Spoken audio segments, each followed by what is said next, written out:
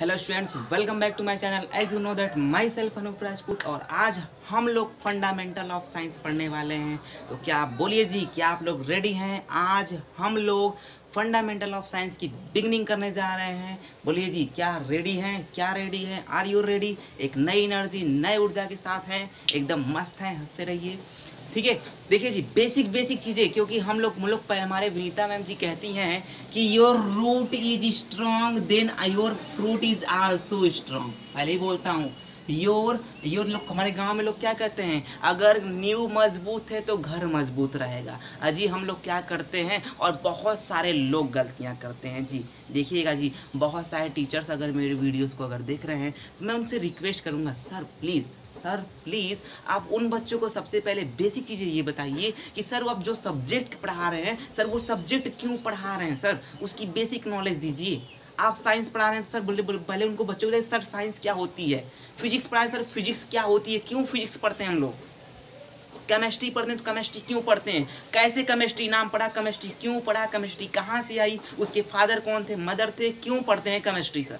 तो जब हम लोग बेसिक चीज़ें सर जानेंगे ना तो सर हम लोग को बहुत काफ़ी खुशी होगी। सर मैं भी एक स्टूडेंट हूँ, मैं am not teacher sir, I am not teacher, मैं भी एक स्टूडेंट हूँ। और मैं यहाँ पे बेसिक चीज़ें हम लोग, हमारी टीम अभी तो सिर्फ मैं मिला हूँ, अभी तो सिर्फ लोग अनूप से मिले हुए हैं। अभी लोग कितने लोग मिले हैं मेरे सामने, कितने लोग मेरे टीम में हैं, जब आप उनसे मिलेंगे, क्योंकि मैं तो उनके आगे कुछ भी नहीं हूँ, आप उनसे मिलिए एक बार। तो सर जो भी आप सब्जेक्ट पढ़ा रहे हैं, हिंदी, इंग्लिश, मैथ, साइंस वगैरह कुछ भी, सर पहले फंडामेंटल्स हमें बताइए सर, क्यों इसको हम लोग पढ़ रहे हैं। क्योंकि जब ये जानेंगे सर ना तो पढ़ने का मज़ा कुछ और आएगा। और मैं वही पहले ही कहते हैं ना, अगर आपका नींव मजबूत है तो घर, बिल्डिंग्स कितने भी ले जाइए, घर नहीं गिरेगा। और हमारी विनीता मैम जी कहती हैं, your root is strong then your fruit is also strong. बहुत सही बात है, बहुत परफेक्ट बात है। जब आपका रूट स्ट्रांग होगा तो स्टीम भी स्ट्रांग होगी और फ्रूट भी स्ट्रांग होगा। तो आइए इसी नई एनर्जी, नई ऊर्जा, नए जोश के साथ हम लोग फंडामेंटल ऑफ साइंस की एक बिगिनिंग करते हैं। अजी देखिए, अगर मैं पढ़ाता हूँ जी साइंस, क्या पढ़ाता हूँ, साइंस, तो सबसे पहले आखिर व्हाट इज साइंस, साइंस क्या होती है, साइंस क्या होती है। तो जैसा कि आप सभी लोग जानते हैं कि मेरी एक अपनी अलग से डिफिनीशंस होती है। ऐसा नहीं कि मैं खुद से बना रहा हूँ, मैं भी पढ़ता हूँ, फिर बहुत सारी डिफिनीशन को कलेक्ट करके, फिर अपने माइंड से सोच करके फिर न्यू डिफिनीशन को बनाता हूँ यहाँ पे। लेकिन गलत है तो प्लीज़ मुझे बताइएगा अगर कोई गलत डिफिनीशन हो रही है तो, क्योंकि मैं नहीं मानता हूँ। क्योंकि देखिए, गलतियाँ करने से ही हम लोग सीखते हैं, हर एक चीज़ गलतियाँ करने से ही सीखते हैं, कोई टैलेंट होकर के नहीं आता है। तो बहुत सारी गलतियाँ मेरी वीडियोज़ में हो सकती हैं, तो कोई अगर देख रहा है तो प्लीज़ मेरी गलतियों को बताएं, क्योंकि मैं अपनी गलतियों को पूछता हूँ लोगों से, मेरे अंदर क्या गलती है। ठीक है, मैं नहीं बोलता हूँ कि मैं बहुत अच्छा खासा टीचर हूँ, नहीं, ऐसा कुछ नहीं है। मैं अपनी गलतियों को लोगों से पूछता हूँ। तो फंडामेंटल ऑफ साइंस में जब भी पढ़ाऊंगा फंडामेंटल ऑफ साइंस, क्योंकि मैं सारे 11th 12th 9th 10th 11th 12th या 6 या 7 जो भी किसी भी क्लास में पढ़ाता हूँ, तो सबसे पहले जी मैं फंडामेंटल ऑफ साइंस बताता हूँ कि साइंस क्यों पढ़ते हैं, साइंस क्या होती है। तो सारी चीज़ें आइए फंडामेंटल्स के अंदर हम लोग क्लियर करते हैं। अजी देखिए, साइंस की डिफिनीशन लोगों ने अपनी अपनी रखा हुआ है। कोई कहता है अच्छा जी, साइंस को क्या कहते हैं हिंदी में, साइंस को जी कहते हैं विज्ञान, साइंस को जी हिंदी में कहते हैं विज्ञान। और लोग कहते हैं सुसंगठित क्रमबद्ध ज्ञान को विज्ञान कहते हैं। कितने लोग कहते हैं इंग्लिश में systematic organised knowledge is called science. देखिए जी, मैं आपकी लैंग्वेज में समझाऊंगा। आज ही बताइए साइंस किसे कहते हैं। तो मैं लिखता हूँ डिफिनीशन कि science is a logical way of thinking. Science is a logical way of thinking. Sir definition तो याद हो गया, science is a logical way of thinking. बोलिए जी, याद होगा कि नहीं याद होगा, science is a logical way of thinking. लेकिन सर इसका मतलब तो हमको नहीं समझ में आया, अब क्या करें। मैं आपको समझाता हूँ। मान लीजिए आपकी लैंग्वेज में मैं आपको समझा रहा हूँ। मान लीजिए आपके घर रिमोट कंट्रोल की गाड़ियाँ होंगी, छोटे छोटे बच्चे जो चलाते हैं। बाई द वे अगर वो बाइक जो गाड़ी है वो बिगड़ गई तो हम लोग क्या करते हैं, बोलते हैं अरे अब इन्हें तो चल रहा था कैसे बिगड़ गया। ये नहीं बोलते हैं अरे अभी तो चल रहा था कैसे बिगड़ गया। तो फिर हम लोग क्या करते हैं, उस बॉडी को, उस कार को उठाते हैं और देखते हैं, उलट पलट के देखना शुरू कर देते हैं। अरे ये तो अभी चल रही थी कैसे बिगड़ गई। फिर उलट पलट के जैसे देखना शुरू किया तो बोले अरे यार ये तो अंदर से तार छोड़ दिया। फिर क्या करते हैं हम लोग, एक पेचकस उठाते हैं और अपना एक्सपेरिमेंट शुरू कर देते हैं। अजी मैं इसी को कहता हूँ science is a logical way of thinking. इसका मतलब पहले किसी ऑब्जेक्ट को हमने क्या किया था जी, देखा था।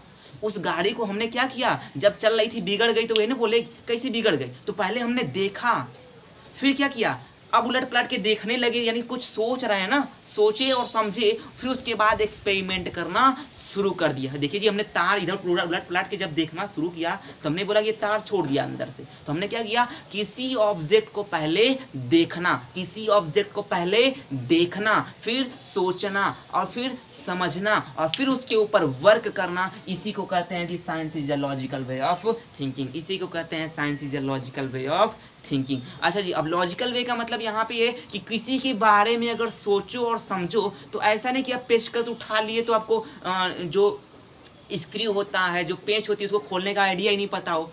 आप पेंच नीचे से दिया गया है, स्क्रू नीचे से दिया गया, आप ऊपर से खोल रहे हैं पेचकस से, तो लॉजिकल बात, सीरियल नंबर से भी उसके बारे में, एक लॉजिकली तरीके से उसके बारे में सोचिए। यानी किसी ऑब्जेक्ट को देखना, किसी ऑब्जेक्ट को पहले देखना, सोचना, समझना, वो भी कैसे सोचना समझना है, लॉजिकल वे से, लॉजिकल वे से सोचना समझना और फिर उसके ऊपर वर्क करना। इसी को कहते हैं जी साइंस, इसी को कहते हैं जी साइंस। यानी science is a logical way of thinking, science is a logical way of thinking. अच्छा जी, अब हम लोग किसी से अगर मान लीजिए रास्ते में मिलते हैं, किसी से रास्ते में मिलते हैं तो बोलिए जी सबसे पहले उससे क्या पूछते हैं, बोलिए इंट्रोडक्शन पूछते हैं कि नहीं पूछते हैं। अगर बिना पूछे किसी के घर में हल जाओ तो क्या करेगा, दो चार डंडा बैठाएगा, गाली अलग से एक्स्ट्रा में दे देगा, वो फ्री गिफ्ट में देगा गाली, है कि नहीं यहाँ पे। तो किसी भी अगर अननोन पर्सन से किसी के घर में हल जाओ डायरेक्ट, तो क्या करेगा, वहाँ पे मारना शुरू कर देगा, ये गालियाँ देना शुरू कर देगा।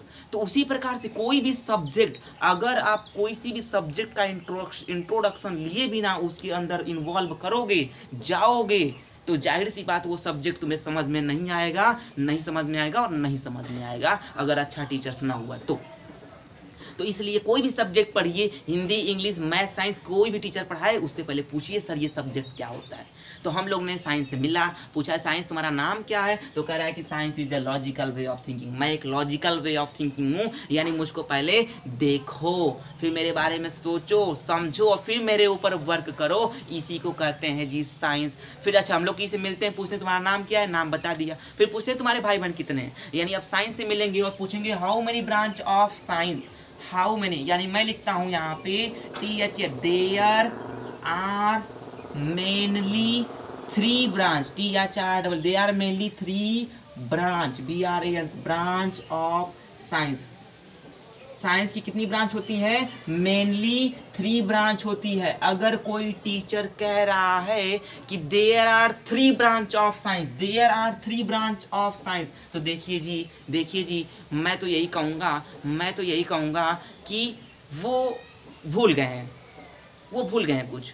दे are mainly 3 branch of science होता है sir, there are mainly 3 branch of science. Science की मेनली मुख्यतः 3 ब्रांच होती हैं, क्योंकि आप पढ़े हैं, हम सभी लोग पढ़े हैं। आई एम नॉट इंटेलिजेंट, सिर्फ अपनी नॉलेज को आपके साथ शेयर कर रहा हूँ। टीचर कोई नहीं होता है, पूरी दुनिया में टीचर कोई भी नहीं बन सकता है, क्योंकि संपूर्ण नॉलेज किसी के पास नहीं होता है। तो इसलिए हम सभी लोग टीचर्स नहीं हैं, हम सभी लोग बस अपनी नॉलेज को आपके साथ शेयर करते हैं। तो बोलिए जी, अगर कोई कह रहा है साइंस की सिर्फ 3 ब्रांच होती है, अगर कोई कह रहा है साइंस की सिर्फ 3 ब्रांच होती है तो वो गलत है। क्यों गलत है, क्योंकि साइंस की बहुत बड़ी ब्रांच होती है, साइंस की बहुत बड़ी ब्रांच होती है, जिनमें से हम सभी लोग 3 को जानते हैं। क्योंकि देखिए जी, किसी का ड्रीम होता है डॉक्टर बनना, किसी का इंजीनियर बनना, किसी का साइंटिस्ट बनना, किसी का कुछ बनना, किसी का कुछ बनना। जियोग्राफी साइंस बोलते हैं, पॉलिटिकल साइंस बोलते हैं, सोशल साइंस बोलते हैं, ये सब क्या है, साइंस ही तो है। ये सब क्या है, साइंस। एस्ट्रोलॉजी साइंस बोलते हैं, अलग अलग साइंस है। तो साइंस की बहुत बड़ी ब्रांच होती है, जिनमें से हम लोग 3 जानते हैं। अगर आज से कोई बोलेगा कि there are 3 branch of science, तो आप बोलोगे सर ये गलत है। क्यों गलत है, क्योंकि साइंस बहुत बड़ी ब्रांच होती है, जिनमें से हम लोग 3 को जानते हैं। वो कौन कौन से 3 हैं, तो पहला है जी फिजिक्स, अच्छा जी, दूसरी कौन सी है, दूसरी है केमिस्ट्री, CHIMIST, केमिस्ट्री। तीसरा है जी बायोलॉजी, BIOLOGY, क्लियर है? साइंस की कितनी ब्रांच होती है? मेनली 3 ब्रांच होती है। 3 ब्रांच नहीं होती है, मेनली 3 ब्रांच होती है। मेनली 3 का मतलब साइंस की बहुत बड़ी ब्रांच होती है, जिनमें से हम लोग 3 को जानते हैं। कौन कौन है? फिजिक्स, केमिस्ट्री और अच्छा बायोलॉजी। अच्छा जी, हम लोग मिल गए। हम लोग पूछे तुम्हारे फादर मदर का क्या नाम है? अच्छा जी, हम लोग मिले, तुम्हारा नाम क्या है? पूछ ले। उसके बाद पूछते ना तुम्हारे मम्मी पापा का क्या नाम है। तो देखिए जी, फिजिक्स से मिलेंगे तो बोलेंगे फिजिक्स तुम्हारे पापा का क्या नाम है, या फिजिक्स की डिस्कवरी किसने की थी? तो फिजिक्स के जो डिस्कवर किए थे जी, बहुत साइंटिस्ट ने मिल करके किया है। तो पार्टियली मतलब किसी एक को नहीं कह सकते हैं, लेकिन मैं जो कहता हूँ, मैं अपनी अपनी पसंद है, मैं कहता हूँ जी सर आइजैक न्यूटन को। सर आइजैक न्यूटन को। ठीक है, लोग अपनी अपनी किताबों में अपनी अपनी मत रख लेते हैं कि ये फादर ऑफ केमिस्ट्री, ये फादर ऑफ फिजिक्स है, लेकिन मैं कहता हूं कि फादर ऑफ फिजिक्स कौन है? Sir Isaac Newton. Sir Isaac Newton. Who is the father of physics? Sir Isaac Newton. कितने लोग बोलते हैं अल्बर्ट आइंस्टीन? तो लोग अलग अलग साइंटिस्ट हैं, क्योंकि एक साइंटिस्ट ने मिलकर के फिजिक्स को नहीं बनाया है, या केमिस्ट्री को नहीं बनाया है, या बायोलॉजी को नहीं बनाया है। मतलब मैं मानता हूँ, लोग अपनी अपनी मानते हैं। ठीक है, तो फिजिक्स के पिता कौन है? Sir Isaac Newton. या पूछेगा who is the discover of physics? Sir Isaac Newton. अच्छा, केमिस्ट्री के फादर कौन है? तो केमिस्ट्री के जो फादर हैं वो है जी ANTOI, यानी Antoine Lavoisier. LAVOISIR, Antoine Lavoisier. Who is the father of chemistry, या who is the discover of chemistry? Antoine Lavoisier. अच्छा जी, बायोलॉजी के फादर कौन है? एरिस्टोटल। ARISTOTL, एरिस्टोटल, जिसको हिंदी में हम लोग अरस्तु भी बोलते हैं। क्या बोलते हैं? अरस्तु भी बोलते हैं। तो ये सारी कुछ बेसिक चीजें थी। साइंस क्या होता है? Science is a logical way of thinking. इसका मतलब किसी ऑब्जेक्ट को पहले देखो, उसके बारे में सोचो समझो, फिर उसके ऊपर वर्क करो, इसको कहते हैं साइंस। अच्छा, साइंस की कितनी ब्रांच होती है? तो साइंस की बहुत बड़ी ब्रांच होती है, जिनमें से हम लोग 3 जानते हैं जी। अच्छा जी, कौन कौन से 3 हैं? फिजिक्स, केमिस्ट्री और बायोलॉजी। अच्छा जी, फिजिक्स के पिता कौन थे, या फिजिक्स की खोज किसने किया था? सर आइजैक न्यूटन ने। केमिस्ट्री का फादर किसने कौन थे? एंटवाइन, AN फिर लोआइजर या लूजर लोआइजर, एंटवाइन लोआइजर। एरिस्टोटल। बायोलॉजी के फादर कौन है? एरिस्टोटल, या हिंदी में उसी को बोलते हैं जी अरस्तु। बोलिए, क्या इतनी कुछ फंडामेंटल क्लियर समझ में आया? अच्छा जी, साइंस के फादर कौन है? साइंस के फादर है गैलीलियो। ठीक है, साइंस के फादर कौन है? गैलीलियो गैलीलियाई। ठीक है, तो ये कुछ बेसिक चीजें थी, लेकिन अभी स्ट्रांग नहीं, अभी फंडामेंटल खत्म नहीं हुआ। फंडामेंटल मैं आपको 0 से पूरा क्लास 12 IIT नीट तक ले जाऊंगा। वहां पे IIT और नीट के क्वेश्चन तक ले जाऊंगा फंडामेंटल्स के अंदर। ठीक है, तो बन रही है मेरे पास। अभी सिर्फ पार्ट 1 की वीडियोस में सिर्फ हम लोग यहीं तक कवर करेंगे, यानी साइंस क्या होती है, साइंस की कितनी ब्रांच होती है। अब देखिए जी, इसके बाद हम लोग इसके बाद पढ़ेंगे कि एटम्स क्या होते हैं, मॉलिक्यूल्स क्या होते हैं, एलिमेंट्स क्या होते हैं, वगैरह वगैरह। क्योंकि क्लास 6 7 में ही हमको 5 6 में पढ़ाया जाता है कार्बन डाइऑक्साइड का फॉर्मूला CO2, ऑक्सीजन का O2 होता है ना, वाटर का H2O होता है। तो ये सब क्या है?